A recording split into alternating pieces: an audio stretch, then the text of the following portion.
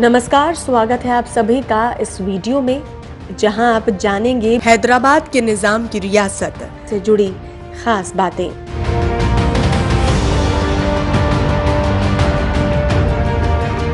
हैदराबाद के निजाम की रियासत भारत में राजे रजवाड़ों के पास अकूत संपत्ति रही है। नवाबों की बेहिसाब दौलत की कहानियां अब भी सुनी जाती है। वो भी ऐश्वर्य भरी जिंदगी जीते थे, विदेशों में घूमते थे, कई बेगमें रखते थे। आज का हैदराबाद एक सिटी है, एक जिला है, तेलंगाना राज्य की राजधानी है, लेकिन आज़ादी के पहले तक ये एक बहुत बड़ी रियासत थी, जिसमें मौजूदा समय के तेलंगाना, कर्नाटक और महाराष्ट्र के कई जिले शामिल थे। इस रियासत का नाम हैदराबाद स्टेट। इसी स्टेट पर करीब 224 बरस तक निजामों ने शासन किया था। पहले निजाम थे मीर कमरुद्दीन। 1724 में हैदराबाद के निजाम बनाए गए थे। आखिरी निजाम रहे मीर उस्मान अली खान। 17 सितंबर 1948 तक इन्होंने हैदराबाद पर राज किया था। उसके बाद ये स्टेट भारत सरकार के तहत आ गया और उस्मान अली खान बन गए राज प्रमुख। हालांकि निजाम का टाइटल मरते दम तक उनके नाम के साथ जुड़ा रहा। सेंट्रल एशिया में मौजूदा समय में एक देश ये उज्बेकिस्तान, यहाँ के समरकंद नाम की एक सिटी है। 17वीं सदी की बात है। समरकंद सिटी के आलियाबाद इलाके में ख्वाजा आबिद सिद्दीकी का जन्म हुआ। 1655 में वो भारत से होते हुए मक्का जाने के लिए निकले। रास्ते में भारत में मुगल दरबार में शासकों से मुलाकात की। उन्हें सत्ता में बड़ा पद ऑफर कर दिया गया। ख्वाजा बोले कि मक्का से लौटकर आते हैं। फिर ऑफर किया गया पद संभालेंगे। लौटकर आए और 1657 में मुगल सेना में अहम जिम्मेदारी संभाल ली। मुगल शासक औरंगजेब ख्वाजा से बड़े इंप्रेस हुए। उन्हें बाद में अजमेर का गवर्नर भी बनाया गया। खलीज खान का टाइटल दिया गया, लेकिन 1687 में एक युद्ध में आर्मी को लीड करते हुए ख्वाजा की मौत हो गई। इन्हीं ख्वाजा के पोते रहे मीर कमरुद्दीन खान, जो हैदराबाद के पहले निजाम बने थे साल 1724 में, और यहीं से निजाम वंश की शुरुआत हुई।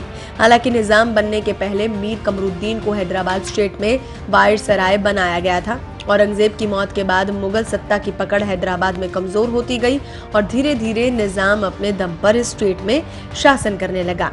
ये शासन चला 1948 तक। इन 224 बरसों में हैदराबाद को 7 निजाम मिले। आखिरी निजाम हुए मीर उस्मान अली खान। कहीं कहीं पर आप निजाम की जगह आसफ जहां शब्द का भी इस्तेमाल होते हुए देखा होगा, और आसफ जहां वंश का भी ज्यादा कंफ्यूज मत होइएगा, इसका मतलब भी निजाम ही होता है। निजामों के शासनकाल में हैदराबाद ने काफी प्रोग्रेस की। अंग्रेजी हुकूमत के साथ भी निजामों के रिश्ते ज्यादा खराब नहीं थे। शायद यही वजह रही कि उपनिवेशवाद का ज्यादा गहरा असरदार हैदराबाद में देखने को ही मिला। निजामों ने कई सारे स्कूल, कॉलेज वगैरह बनवाए या इनके विकास के लिए पैसे मुहैया करवाए। कई सारे कंस्ट्रक्शन के काम भी करवाए, रेल लाइन बिछवाई। आउटलुक समेत कुछ अन्य मीडिया साइट्स पर छपे कुछ आर्टिकल्स के मुताबिक हैदराबाद के छठे निजाम ने सती प्रथा खत्म करने की भी कोशिश की थी। इन सब के अलावा निजाम बहुत से कामों के लिए दान भी देते थे, और ऐसे ही दान के मामले में आखिरी निजाम मीर उस्मान का नाम सबसे पहले सामने आता है, जो 1911 में सत्ता पर काबिज हुए थे। दुनिया के सबसे अमीर व्यक्ति की रियासत, ये वही हैदराबाद है जिसे उस जमाने में भारत की सबसे खुशहाल रियासत कहा जाता था, जिसके खजाने भरे हुए थे, जो सभ्यता और संस्कृति का केंद्र कहलाता था। ये विभिन्न सभ्यताओं का संगम था। यहाँ के निवासी विभिन्न भाषाएं बोलने वाले थे। अगर एक बड़ा हिस्सा तेलुगु बोलता था तो दूसरा कन्नड़ बोलता था, जबकि एक इलाके में मराठी बोलने वाले भी थे, और इन सबको उर्दू जबान जोड़ती थी, जिसे 19वीं सदी के अंत में शाही रियासत की सरकारी जबान बना दिया गया। ये उपमहाद्वीप का वो क्षेत्र था जहाँ अंग्रेजों के कब्जे के बाद भी उर्दू जबान में फल फूल रही थी और शायरों व साहित्यकारों की सराहना की जा रही थी। आसिफ जाही घराने से संबंध रखने वाले नजफ अली खां का कहना है कि उनके दादा हैदराबाद के आखिरी निजाम मीर उस्मान अली खां सिद्दीकी उर्फ आसिफ जहां 7वें की रियासत भारत में सबसे बड़ी रियासत थी।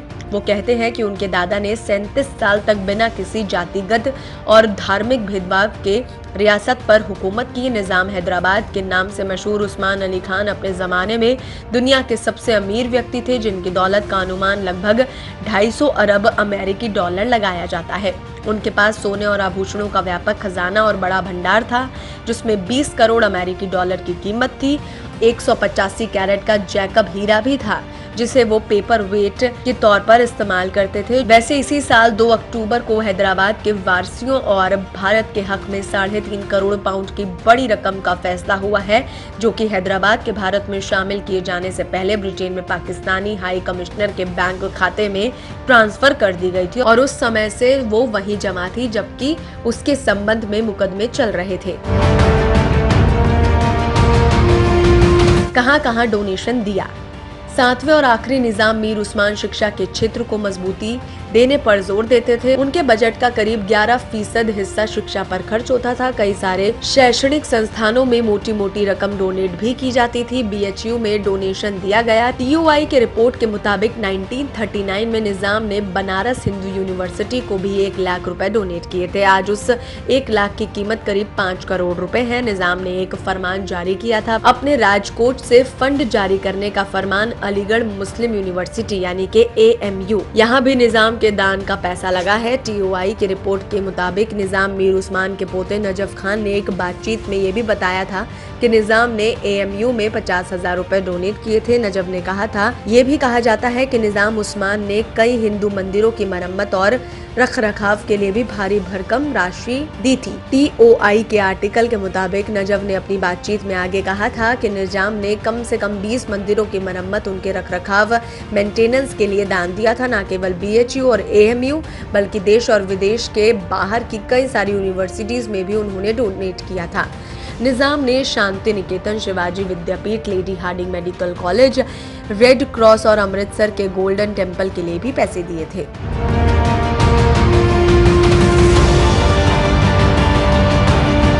सोना दान करने वाला किस्सा भी जानिए। निजाम मीर उस्मान को लेकर एक किस्सा या मिथ बहुत फेमस है कि उन्होंने 1965 में भारत पाकिस्तान युद्ध के बाद नेशनल डिफेंस फंड में 5000 किलो सोना डोनेट किया था। दरअसल पाकिस्तान से युद्ध के बाद चीन के साथ जंग का खतरा मंडरा रहा था। भारत की आर्थिक स्थिति डगमगा गई थी। ऐसे में सेना की मदद के लिए तत्कालीन प्रधानमंत्री लाल बहादुर शास्त्री ने नेशनल डिफेंस फंड की शुरुआत की थी। लोगों से अपील की थी कि वो सोने की मदद के लिए दान दे। इसी दौरान शास्त्री जी हैदराबाद पहुंचे। उनकी मुलाकात हुई निजाम मीर उस्मान से। उस मुलाकात के बाद कहा गया कि निजाम ने लोहे के बड़े बड़े बक्सों में 5000 किलो सोना भरवाया और PM को दे दिया। ये भी कहा गया कि निजाम को केवल इस बात की फिक्र थी कि वो बक्से उनके पास वापस आ जाए। निजाम के पास थी कई हीरे की खदानें। ये पैलेस 1897 से 98 के बीच हैदराबाद के 6वें निजाम मीर महबूब को सौंप दिया गया। बाद में उनके बेटे और हैदराबाद के आखिरी निजाम ओस्मान अली खान असफ जहां ने फलकनुमा पैलेस आलिशान बनवाया। 1930 से 1940 के दौरान निजाम असफ दुनिया के सबसे अमीर व्यक्ति थे। उनके पास हीरे की कई खदानें थी। बताया जाता है कि उनके खजाने में बेशकीमती हीरे, जवाहरात, सोने की ईंटें, बहुमूल्य पत्थर, अशरफियां और मूल्यवान सामान थे। कहा जाता है कि अगर उनके महल के तहखानों और गुप्त स्थानों से भी बेशकीमती सामानों और सोना, चांदी, हीरा और जवाहरातों को ट्रक पर लादा जाता तो ये कई ट्रकों में लद पाते। नौकर चाकरों की पलटन। इस नवाब ने 3000 उत्तरी अफ्रीकी बॉडीगार्ड्स की अपनी प्राइवेट सुरक्षा की पलटन बना रखी थी। निजाम के अपने महल में 38 लोगों का स्टाफ केवल इसीलिए रखा गया था कि वो झाड़ फूनस की सफाई कर सके। 28 लोगों का स्टाफ ऐसा था जो केवल पानी पिलाने के लिए थे। कई लोग केवल नवाब के पसंदीदा अखरोट को तोड़ने का काम करते थे। हैदराबाद के निजाम क्यों करते थे देश के हर बड़े आदमी की न्यूड तस्वीरें? किताब में लेखक लिखते हैं, इन तस्वीरों को जमा करने के लिए बूढ़े नवाब ने अपने मेहमान खाने के दीवारों और छतों में खुफिया कैमरे लगवा रखे थे, जो उन कमरों में होने वाली एक एक हरकत की तस्वीरें खींचते रहते थे। महल के मेहमान खाने के बाथरूम में आईने के पीछे भी उन्होंने कैमरा लगवा रखा था। ये कैमरा हिंदुस्तान की बड़ी से बड़ी हस्तियों की तस्वीरें निजाम के पाखाने में निर्मित होने की मुद्रा में लेता रहता था। बताया जाता है कि निजाम उस्मान अली खान ऐसा इस नियत से करते थे कि उन्हें ऐसा करने में बहुत रस मिलता था। साथ ही वो अपने समक्ष राजाओं की छवि को खराब करने में भी ऐसी तस्वीरों का इस्तेमाल करते थे। निजाम के बारे में कहा जाता है कि उसे पोर्नोग्राफिक तस्वीरें देखने का बहुत शौक था।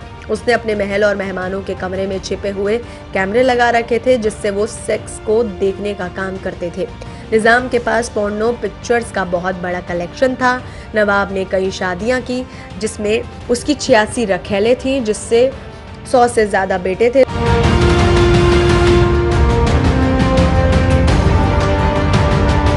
हैदराबाद का भारत में विलय। निजाम हैदराबाद के घराने से संबंध रखने वाले और विरासत के सिलसिले में 36वें नंबर पर आने वाले नवाब नजफ अली का कहना है कि 17 सितंबर 1948 के हमले का जख्म बहुत गहरा है और अभी तक ताज़ा है। वो स्वतंत्रता दिवस नहीं बल्कि नरसंहार का दिन था जिसका असर आज तक महसूस किया जाता है। भारत सरकार हैदराबाद हमले को पुलिस एक्शन कहती है जिसे ऑपरेशन पोलो भी कहा जाता है। भारत सरकार के अनुसार ये पुलिस एक्शन जरूरी था, लेकिन हैदराबाद के स्कॉलर सैयद अली हाशमी ने इसके जवाब में एक किताब इसी शीर्षक से लिख डाली है कि इस हमले से बचा जा सकता था। इनकी किताब इनइविटेबल इन्वेजन 1948 हैदराबाद में इन्होंने लिखा कि भारत में सत्ता ग्रुप यानी भारत के हुक्मरान एक विकसित रियासत हैदराबाद का हर साल में भारत में विलय करना चाहते थे। यही सवाल जब हैदराबाद के विलय पर शोध करने वाली प्रोफेसर और हैदराबाद के सेंट एनीज कॉलेज में इतिहास विभाग की अध्यक्ष डॉक्टर उमा जोजेफ से किया गया तो उन्होंने बीबीसी को बताया कि एक बार जब हैदराबाद और भारत के बीच स्टैंड स्टिल एग्रीमेंट हो गया तो उसके तहत हैदराबाद को अपनी विदेशी नीति भारत के हवाले करनी थी और उन्हें किसी दूसरे देश से सीधे तौर पर संबंध नहीं रखना था। लेकिन निजाम ने समझौते का पूरी तरह से उल्लंघन किया। वो बहुत तेजी से हैदराबाद में हथियार जमा कर रहे थे और पाकिस्तान के साथ लगातार संपर्क में थे। यहाँ तक कि वो इस ख्याल को भी पाल रहे थे कि हैदराबाद पाकिस्तान का हिस्सा हो सकता है। भारत के लिए बड़ी चिंता की बात थी। अगर हैदराबाद पाकिस्तान में शामिल हो जाता तो ये भारत के बीचों बीच होने के कारण देश के लिए हमेशा परेशानी का कारण बनेगा।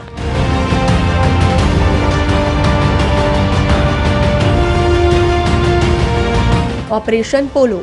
हैदराबाद की बहुसंख्यक आबादी हिंदू धर्म को मानती थी और वहां कांग्रेस के समर्थक भारत में शामिल होना चाहते थे। दूसरी ओर कम्युनिस्टों का तेलंगाना आंदोलन जारी था, जबकि प्रोफेसर उमा जोजेफ का कहना है कि वहां कई मतभेद थे। जमींदार के खिलाफ किसान आंदोलन था, भाषा की समस्या थी, यहाँ तक कि देशी और विदेशी का भी संघर्ष था। उमा जोजेफ के अनुसार हैदराबाद में उत्तर भारत के लोगों का प्रभुत्व था और हैदराबाद रियासत के लोग इसके खिलाफ थे। रियासत के बाहर के लोगों को विदेशी कहा जाता था। इन सभी चीजों के निजाम हैदराबाद को अपनी सेना को मजबूत करने के लिए प्रेरित किया। दूसरी ओर भारत के विभाजन से उभरी कलह के दौरान अफवाहें फैलने लगी कि निजाम हैदराबाद गोवा में पुर्तगाली और पाकिस्तान की मदद से खुद को सशस्त्र कर रहे हैं। इस खबर पर सरदार पटेल ने कहा कि भारत में एक स्वतंत्र हैदराबाद का अस्तित्व बर्दाश्त नहीं है और इसे खत्म करना जरूरी है। इसलिए भारत में हैदराबाद को अपना राज्य बनाने के लिए 36,000 सशस्त्र बलों को भेजा, जबकि दूसरी तरफ निजाम हैदराबाद के पास केवल 24,000 सैनिक थे। पूरी तरह से प्रशिक्षित सैनिकों की संख्या केवल 6,000 थी, जिसमें अरब, रोहिल्ला, पठान, हिंदू और अन्य मुस्लिम शामिल थे।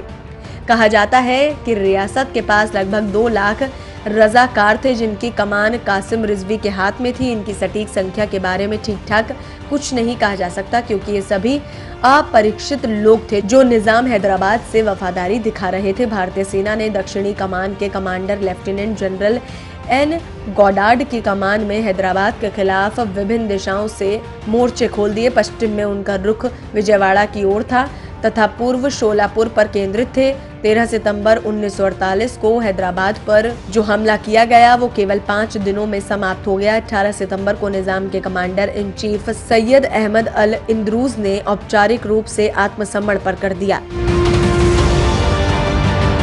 मृत्यु और शव यात्रा। मीर उस्मान अली खान ने 24 फरवरी 1967 को किंग कोठी पैलेस में अपनी आखिरी सांस ली। उन्हें जूदी मस्जिद में दफनाया गया जिसे उन्होंने 1936 में अपने बेटे जवाड़ की याद में बनवाया था, जो एक शिशु के रूप में मर गया था। उम्मीद करते हैं भारत के इतिहास से जुड़ी ये खास बातें आपको पसंद आई होंगी। ज़्यादा जानकारी के लिए हमारे चैनल को सब्सक्राइब करें, साथ ही इस वीडियो को लाइक शेयर करना बिल्कुल ना भूलें।